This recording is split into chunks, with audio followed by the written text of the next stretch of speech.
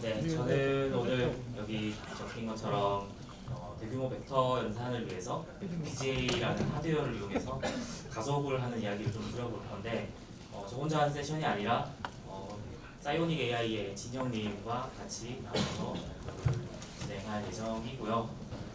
저는 이제 먼저 소개를 조금 드려야 될 것 같아요. 이렇게 이제 앞서 세션들을 좀 들어보니까 다 이제 랭귀지 처리, 자연어 처리에 관해서 이제 관심들 많이 가지고 계신 분들이 그리고 이제 많이 오신 것 같은데 저는 조금 더 이제 로우 레벨이에요. 바로 앞에 발표자분이 H5000 같은 걸 만들어서 이걸 빨리 이제 했으면 좋겠다 이런 이야기를 하셨는데 네, 뭐 저도 그렇게 됐으면 좋겠고요. 저는 원래 이제 SK 하이닉스에서 그런 메모리들 이런 것들 좀 설계하고 메모리 설계하는 과정에서 이제 그런 고민들을 하다가 지금은 이제 매티스엑스라는 회사를 창업해서 이제 거기에서 CPO로 일을 하고 있습니다.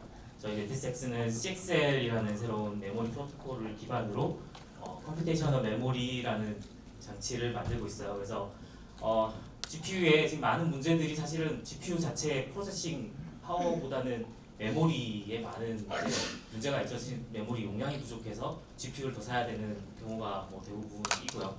그래서 이제 그런 메모리 문제들을 잘 해결하고자 하는 것이 이제 저희의 어떤 사업의 목표, 연구의 방향이라고 할 수 있고요.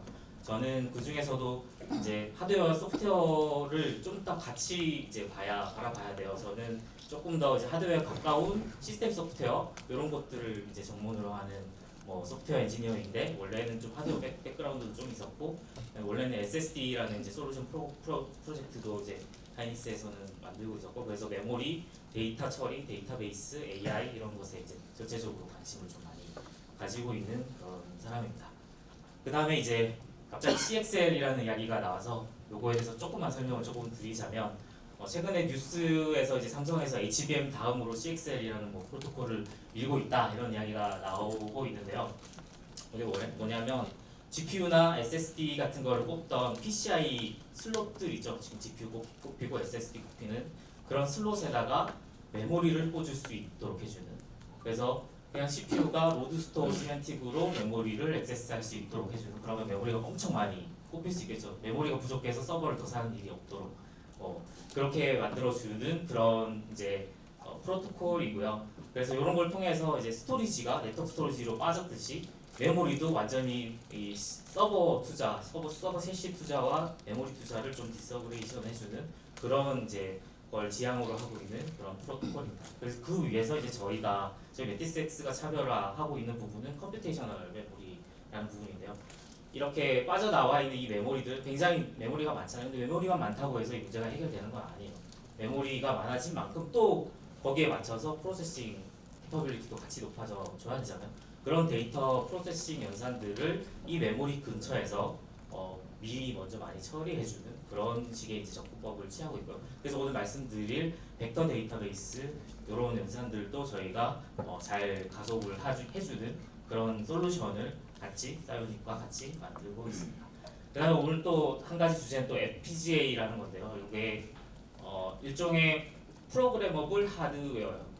조금 이상하죠. 이제 하드웨어는 원래는 딱딱한 녀석, 더 이상 바꿀 수 없는 녀석이 되어야 되는데 이걸 어떻게든 조금 더 프로그래머블하게 만들어 놓은 그런 반도체가 FPGA라는 녀석이고요. 아무래도 이제 진짜 GPU 칩처럼 그렇게 만드는 것보다는 조금 이제 효율성이 좀 떨어지고 성능이 좀 떨어지기는 하지만 어떤 특정 용도에 잘 맞는 PC 잘 맞는 분야에서는 굉장히 효율적으로 또 사용을 할 수가 있습니다. 그래서 이런 FPGA를 기반으로 데이터 연산들을 특히 벡터 데이터 연산을 어떻게 가속을 할 것이냐 거기에 대해서 조금 설명을 드릴게요. 근데 이제 그러면 우리가 왜 벡터 데이터베이스, 벡터 검색을 하드웨어로 가속을 해야 되냐? 우리는 항상 이제 두 마리 토끼를 다 잡고 싶어 하죠. 이제 첫 번째는 리콜 정확도, 두 번째는 스피드, 검색 속도도 빨라야 돼요. 그래서 이렇게 두 마리 토끼를 다 잡기가 사실은 굉장히 힘든데 그 와중에 사실은 우리가 간과하고 있는 더 큰 녀석이 있죠. 데이터가 계속 커지고 있고 벡터 차원은 계속 높아지고 있어요.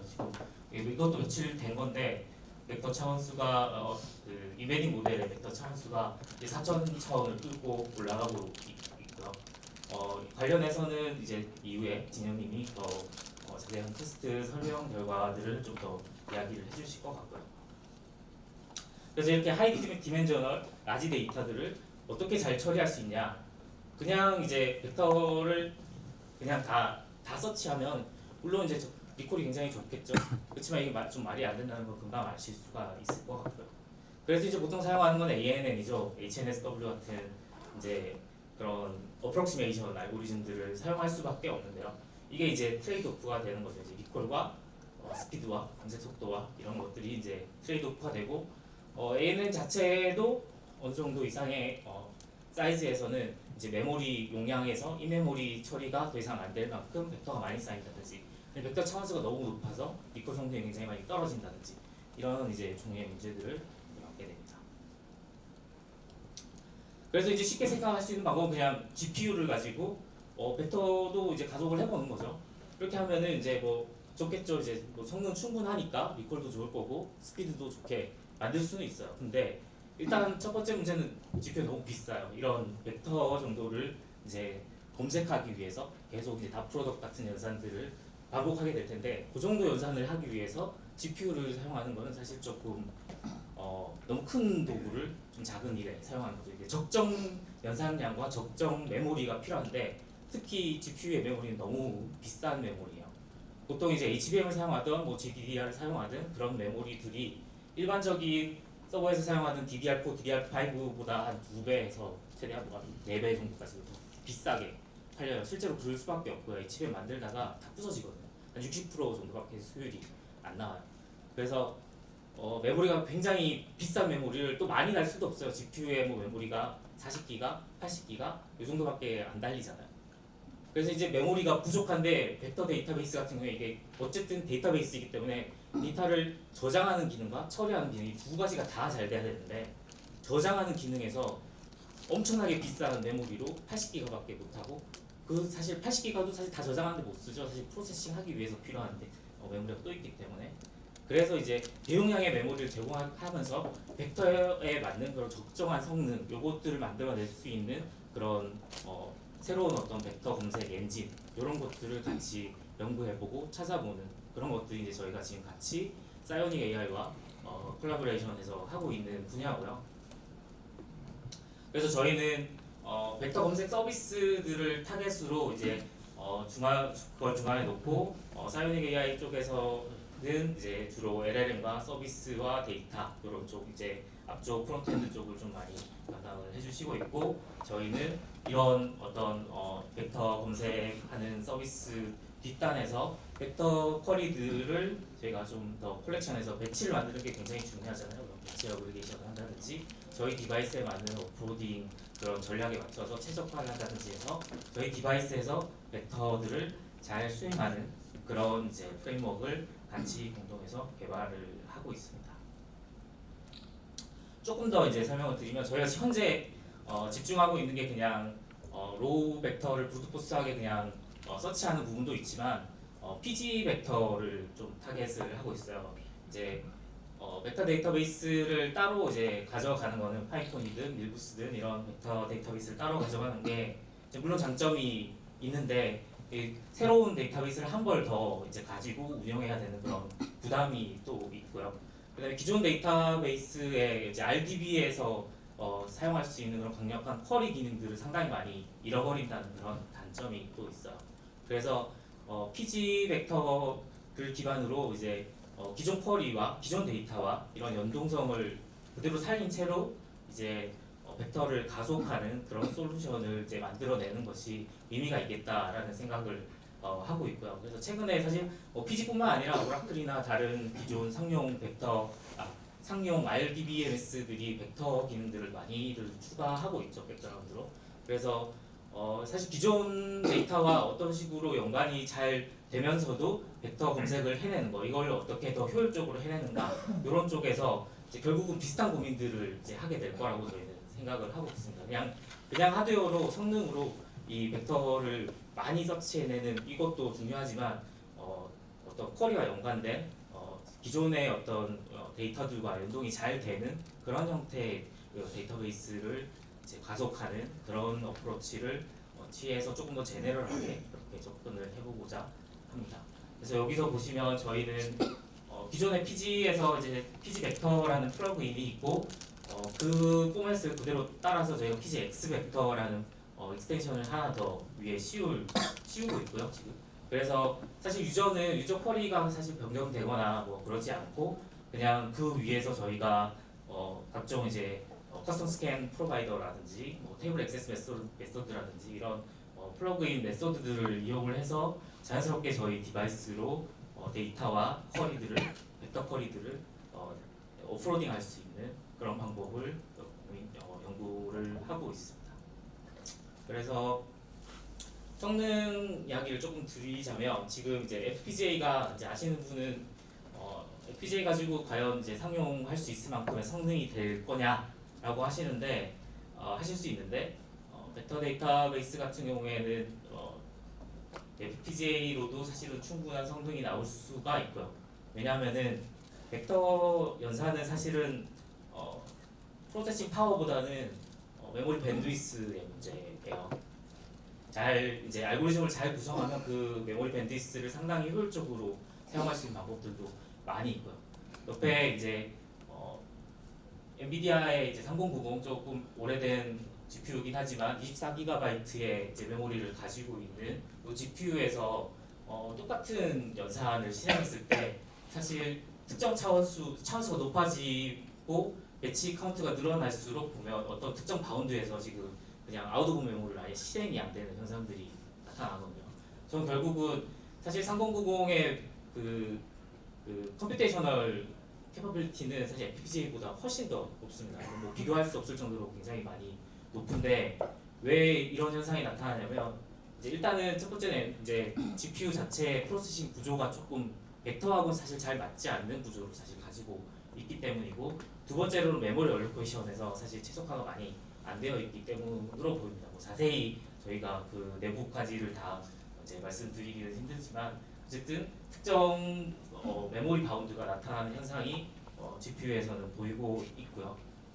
그래서 저희가 지금 설계하고 있는 FPGA 같은 경우에 한 벡터 10만 개 정도를 비교한다고 했을 때 거기서 탑K를 뽑는다고 했을 때 현재 한 400fps, 사실은 한 500fps 이상을 타겟하고 있고요. 좋은 점은 이 FPGA 카드가 한 장에 512GB의 메모리를 탑재할 수 있습니다. 그래서 굉장히 큰 벡터 스페이스를 올려놓고 그걸 기반으로 이제 쿼리를 수행할 수 있고요. 차후에 뭐 나중에 이 부분이 이제 ASIC으로 다시 저희가 만들고 있는데 ASIC이 되면은 뭐 최소 성능 한 10배, 메모리는 한 4배 정도 용량이 더 증가할 수 있습니다. 근데 이제 그렇죠. 이제 벡터가 이게 거리만으로 모든 것을 다 시뮬러리티 연산만으로 찾기는 사실 현실 세계가 너무 이제 복잡하죠. 예를 들어서 저 벡터 자체의 어떤 내부적인 시멘틱만 가지고 찾는 거라기보다는 어떤 특정 조건을 가지고 먼저 프리필터를 해야지만 이게 의미 없는 정보들이 섞여 있는 것을 방지할 수가 있어요. 사실 그게 이제 기존의 RDB 쿼리들이 섞이는 부분인데요. 여기서 예로 들었던 것처럼 들고 있는 것처럼 특정 뭐 볼륨이 14 이상이고 파이낸스 부서에서 발행한 어떤 문서 안에서만 찾아달라. 이것보다 훨씬 더 복잡한 퀄들이 사실은 많이 붙을 수 있잖아요. 그렇게 해야지만 좀 더 의미 있고 정확한 벡터들을 찾아내고 다큐멘트들을 찾아내고 그래서 더 정확한 대답들을 해내줄 수가 있는 거죠. 그래서 뭐 여러 가지 방법들이 있어요. 뭐 포스트 필터링, 프리 필터링, 혹은 뭐 인쿼리 필터링 이런 것들이 있는데요. 여기 밑에 얘는 이제 똑같은 컨텐츠가 이탈리안과 잉글리시 두 가지가 있는데 사실 똑같은 내용이에요. 그래서 두 개를 다 넣을 필요는 사실 없고 내가 잉글리시를 타겟으로 했으면 잉글리시만 골라서 넣어주는 이런 것들이 이제 현실 세계에서는 굉장히 이제 많이 필요하게 되고 이런 쿼리와 벡터를 같이 결합하는 그런 어떤 어그멘테이션을 하는 방식들이 앞으로 점점 더 중요해지게 될 거라고 생각을 하고 있습니다. 그래서 저희는 같이 이런 방향으로 좀 연구를 계속 진행을 할 예정이고 이런 FPGA 가지고 이제 곧 결과를 만들어내서 공유할 기회가 있으면 좋을 것 같습니다.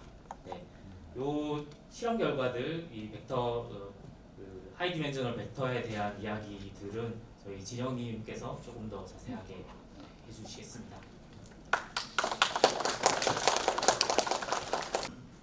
네, 그 이어받은 저는 사이오닉 AI의 박진영이라고 합니다. 반갑습니다. 네, 그 앞에서 주연님께서 그 FPGA에 대한 어떤 가속에 대한 얘기를 잘 말씀을 해주셨고요. 마이크를 까먹었네요.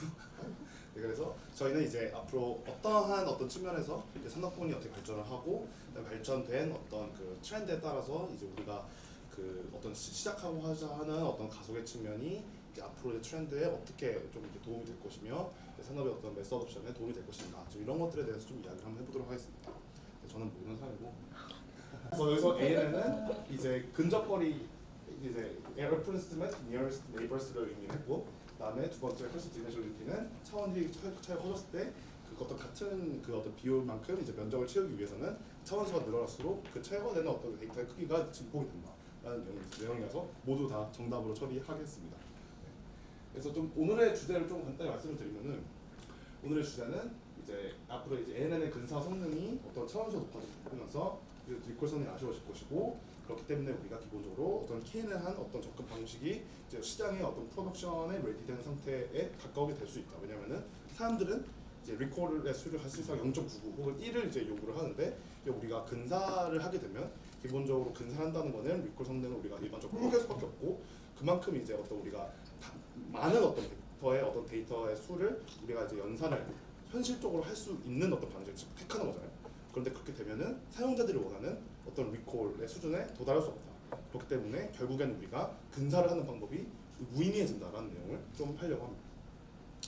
그래서 사실 우리가 기본적으로 엠베링을 좀 보면은 엠탭 대시보드가 워낙 유명하죠. 저도 엠탭 대시보드를 처음 봤었던 기억이 나는데 우리가 지금 엠탭 대시보드를 보면은 우리가 1등에 좀 미스트랄이 있어요. 미스트랄이 있고 이 미스트랄이 4,096차원이에요. 그리고 4,096차원이 보면은 한 4개 정도 있는 것 같고 기본적으로 아무리 나가도 1024차원부터 시작되는 것을 좀 알 수가 있습니다. 그래서 기본적으로 그 오픈 AI 것도 좀 보면은 그 가장 큰 그 3라지가 3072차원임을 우리가 알 수가 있죠. 그렇기 때문에 우리가 엠베딩 모델이 점점 차원이 커지고 있는 어떤 추세를 우리가 알 수가 있다. 기본적으로 우리가 앙상블을 하는 어떤 형태를 보더라도 이제 우리가 기본적으로 다양한 어떤 모델들의 어떤 강점을 우리가 취해서 그 강점들만을 가지고 우리가 더 나은 어떤 모델을 만드는 어떤 전략들을 고민한다 했을 때 이제 어떤 엠베딩 모델이 그 이전에 비해서 그 점진적으로 계속 커지는 모습을 우리가 이제 발견을 할 수가 있는 거죠. 그런데 우리가 기본적으로 차원이 커진다라고 얘기를 하는 거는 기본적으로 그 차원에 대해서 우리가 어떠한 역할이 있을지 알 수가 없다라는 것이 일반적인 이야기고 그게 이제 커스 오브 디멘셔널리티에 연결이 됩니다.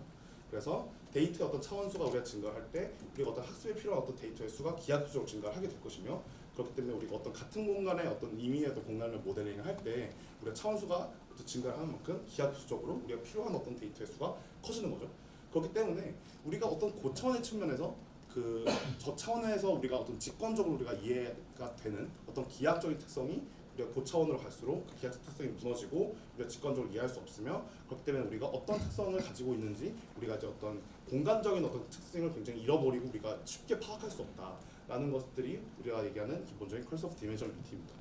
그래서 그 아까 그 처음 키노트 때 저희 고석현 대표님께서 말씀해 주셨던 어떤 그 하이퍼큐브와 어떤 하이퍼스피어에 대한 내용을 전부 언급해 주셨었는데 이제 이 내용을 보면은 그 굉장히 어떤 우리가 고차원에서의 기하학을 우리가 직관적으로 이해할 수가 좀 없다, 좀 굉장히 힘들다라고 얘기하는 측면과 좀 연관이 있습니다. 그래서 제가 그 챗GPT한테 가서 그 물어봤어요. 한번 우리가 저차원과 어떤 고차원으로 갔을 때 어떤 그 하이퍼큐브 그러니까 우리가 어떤 정육면체가 있을 때 정육면체 안에 어떤 구가 있고 그럼 이 정육면체 안에 있는 구가 어떤 차원수가 증가하면서 그 최적 그 어떤 그 최적이라고 하는 것이 증가되는 어떤 그 속도 혹은 그 증가되는 어떤 그 현상을 한번 파악을 해달라라고 하니까 그 역시나 여기서 짤에서는 6차원부터 10차원 이 캡처한 화면에서는 그렇게 보여드렸는데 한 5차원 정도부터 이제 하이퍼스피어가 이제 하이퍼큐브에 비해서 더 작아지는, 최적이 더 작아지는 현상을 알 수가 있어요.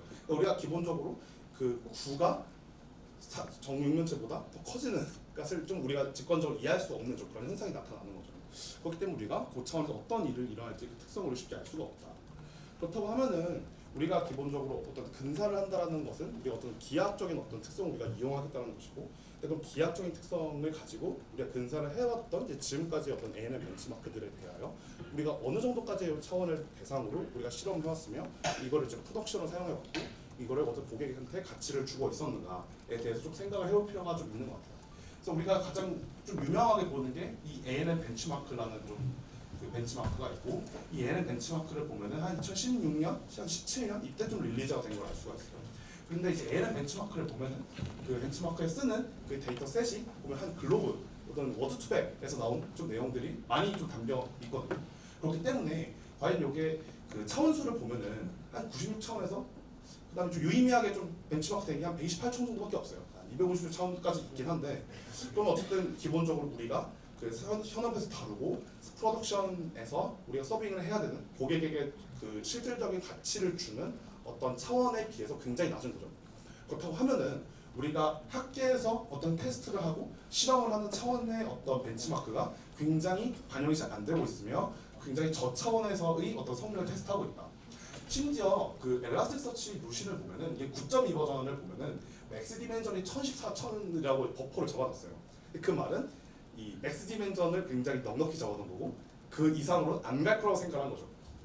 최근에 그 패치가 된 게 얼마 안 됐어요.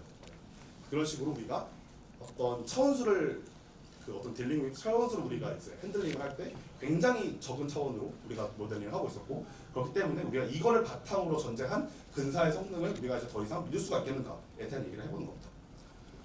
그래서 이제 이런 어떤 문제점, 그 벤치마크들의 좀 문제점을 좀 공감을 했는지 그 뉴얼입스 23년도 이제 작년 11월이죠. 작년 11월인가 12월인데 이때 빅 ANN 벤치마크가 나왔어요.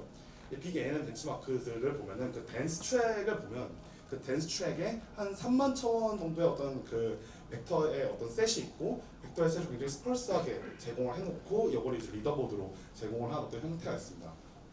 이 형태를 보면은 이제 좌측이 이제 그 리콜 쿼리를 이제 그 어떤 스파스한 데에서 한 거고, 그 우측이 이제 리콜 쿼리에 대하여 이제 한 저차원에서 그 테스트를 한 어떤 트랙 그 두 개를 제가 좀 딸려 적어왔는데, 지금 우리가 직관적으로만 보더라도 이제 QPS가 한 8분의 1밖에 나오지 않고 리콜도 이제 중간쯤에서 수렴을 하고 더 이상 테스트가 잘 안 되는 그런 형태를 우리가 볼 수가 있죠. 여기서 나온 그 ANN의 어떤 근사하는 것들 보면 다 어떤 윌버스나 뭐 파인코이나 이제 이런 애들이 나와가지고 이 벤치마크 찍은 거예요. 그래서 어떤 그 벤치마크에 대한 어떤 실효성에 대한 얘기들도 하고 있다. 그래서 이걸 가지고 좀 논문을 찾아보니까 이제 최근에 12월에 이제 애플과 취리 대학이 이제 이드 취리 대학이 좀 낸 논문이 있는데, 이제 이 이야기는 어떤 거냐면 우리가 이제 하드웨어 가속, 그러니까 FPGA 하드웨어 가속을 가지고 우리가 어떤 값 K를 뽑아내는 문제에 대하여 이제 얼마나 성능 리트리버의 그 효과가 나타나겠는가에 대한 연구 결과가 있었고요. 그래서 그 연구 결과를 보니까 이제 우리가 뭐 이거는 이제 ANN의 HSW 알고리즘을 쓴 건데, 그 HSW 알고리즘을 쓸 때 가장 낮은 레이어인 레이어까지 내려가서 가장 낮은 레이어에서 우리가 탑 K를 탐색하는 과정이 그 우리가 K 문제를 클 때 K 문제를 풀 때 우리가 이제 K의 값이 커질수록 그 마지막 스테이지, 그러니까 그 마지막 레이어까지 내려가서 그 우리가 원하는 K를 탐색하는 그 과정이 기하급수적으로 그 타임 컨슘이 늘어났다라는 레포트가 있습니다.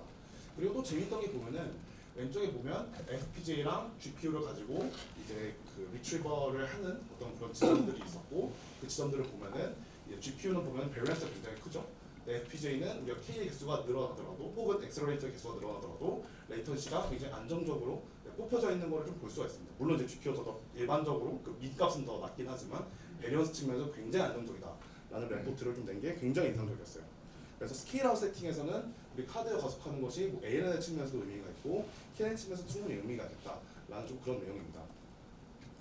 그래서 이제 저희가 좀 생각하는 거는 결국에는 우리가 ANN을 어떤 근사를 하는 것이 앞으로 이제 큰 차원에서 좀 한계가 이제 있을 것이고 그렇기 때문에 우리가 KNN으로 이제 우리가 검색을 하는 것이 앞으로 벡터의 양이 커졌을 때 그러니까 ANN을 쓰는 건 일반적으로 벡터의 양 때문에 쓰는 건데 벡터의 양이 커지는 것과 그 다음에 이제 벡터의 차원수가 이제 증가하는 그 두 가지의 어떤 요소들을 우리가 더 이상 근사를 해결할 수 없기 때문에 이제 우리가 이거를 하드웨어 스펙으로 해결을 해야 되고 그럼 하드웨어 스펙으로 해결하기 위해서는 우리가 이제 기존의 어떤 어프로치를 사용할 수 없겠다. 그렇기 때문에 이제 저희가 이제 매틱스 S와 같이 이제 그 FPGA로 가속을 하는 어떤 그런 어떤 지점들이 굉장히 필요하다. 이게 앞으로 이제 RAG 혹은 이제 LLM의 어떤 엔터프라이즈 레벨에서 우리 적용하는데 굉장히 필요한 어떤 그런 스텝이다라고 저희가 생각을 하고 같이 연구를 진행하고 있습니다. 그래서 저희는 이제 FPGA 매틱스X의 그 FPGA 이제 가속에 대한 API를 활용해서 저희가 어떤 필요한 어떤 쿼리를 하고자 하는 어떤 대상의 벡터를 어떤 우리가 컨스턴트한 메모리에 저희가 이제 고정을 시켜놓고 그거에 대해서 저희가 동적인 어떤 API를 호출함으로써 충분히 이게 가속이 잘 되며 리콜버 레이턴시가 더 의미 있는 측면에서 효과가 있는지를 저희가 내부적으로 이제 탑재를 하고 그걸 계속 실험을 하는 그 일을 하고 있습니다. 네, 그래서 저희가 이제 이런 API로 좀 예시가 나와서 있는 거를 좀 볼 수가 있고요. 간단하게 좀 테스트를 해본 것들을 좀 공유를 드리면은 저희가 이제 기본적으로 테스트 해볼 수 있는 게 그냥 이제 C++로 되어 있는 HSW 라이브러리가 있죠. 그 HSW 라이브러리를 가지고 우리가 이제 리콜을 얼마나 잘 해올 수 있는가. 이 리콜을 잘 해올 수 있다라고 하는 것은 우리가 굉장히 고차원으로, 만 차원으로 봤을 때, 뭐 3만 차원, 5만 차원으로 봤을 때, 우리 벡터의 수가 이제 만 개, 10만 개, 거의 뭐 1억 개가 됐을 때, 이 리콜의 어떤 확률이 우리가 생각한 어떤 CPU의 환경과 혹은 이제 GPU의 환경과 혹은 이제 우리가 FPGA로 가속을 했을 때 환경과 이제 어떻게 우리가 달라질 수 있을 것인가를 좀 보는 거죠. 그래서 우리가 지금 화면들 이제 캡처했던 것들을 좀 보면은 우리가 어떤 그 ANN의 그 HSW로 ANN을 하는 좀 그런 CPU의 환경을 좀 제공을 좀 드린 거고 이걸 보면은 저희가 벡터 수도 많지 않아요. 한 10,000개 정도 됐을 때, 10,000개 정도 한 3,000 차원일 때 이때는 뭐 한 이제 0.9에서 이제 1 사이가 나오는데 보면은 중간 중간에 한 0.7로 떨어지는 것들을 좀 볼 수가 있죠. 그러니까 이제 10,000차원만 돼도 좀 문제가 있다는 거예요. 그리고 이제 우측을 보시면은 이제 15,000차원이 되고 벡터 수를 조금만 더 올려봤어요. 이제 5만 개 이렇게 늘려보니까 이제 0.75, 한 0.6까지 떨어져 있는 것들도 우리가 이제 지속적으로 발견할 수 있다. 그러니까 굉장히 이제 고차원에서는 성능이 급격하게 저하되는 것을 우리가 이제 알 수가 있는 거죠.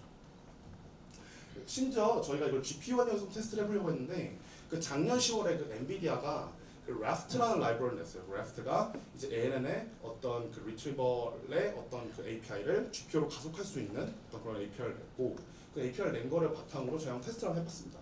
테스트를 해봤다고 하는 거는 이제 기존처럼 똑같이 이제 ANN의 인덱스를 GPU로 이제 빌드를 하고 그리고 이제 이제 인메모리로 우리가 쿼리를 해서 리콜이 얼마나 되는지를 테스트해 본 거죠. 테스트를 해봤을 때 저희 보면은 2만 개 정도의 벡터 개수를 이제 한 1만 차원으로 이제 테스트를 해보니까 이때 보면은 그 0.5 리콜이 한 0.5 되는 게 한 2개 정도 나왔어요. 이제 이 말은 이제 그냥 문어가 찍은 거랑 다를 바가 없거든요. 네. 그렇기 때문에 의미가 없다. 그리고 우측을 보면은 한 15,000 차원에 대하여 이제 5만 개 벡터의 개수를 저희가 한번 그 테스트를 해보니 이제 보면은 그 0.5로 리콜이 나온 게 한 6번 정도가 되죠. 네. 그냥 원숭이가 됐다 이겁니다. 네. 그래서 차원수 높아질수록 우리가 이게 리콜의 비율이 압도적으로 떨어질 수 있다는 것을 좀 우리가 지속적으로 발견할 수 있다라는 것이고요. 마지막으로 우리가 이제 매틱스X의 가속 API를 활용해서 저희가 그냥 KNN으로 그냥 때려본 겁니다. 네. KNN으로 때려봤고 이 과정에서는 저희가 차원수를 뭐 2만 번, 2만 차원, 5만 차원을 늘려도 굉장히 안정적으로 당연히 KNN이기 때문에 안정적으로 저희가 리콜이 거의 1에 수렴하는 것을 알 수가 있죠. 그래서 결국에 좀 중요한 거는 우리가 ANN으로 근사를 할 때 이게 리콜의 성능이 압도적으로 떨어질 수밖에 없다.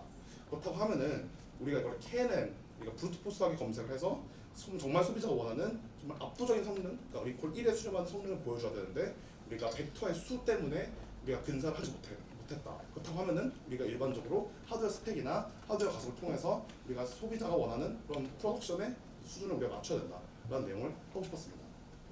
그래서 테이크어웨이를 좀 적어놨는데요.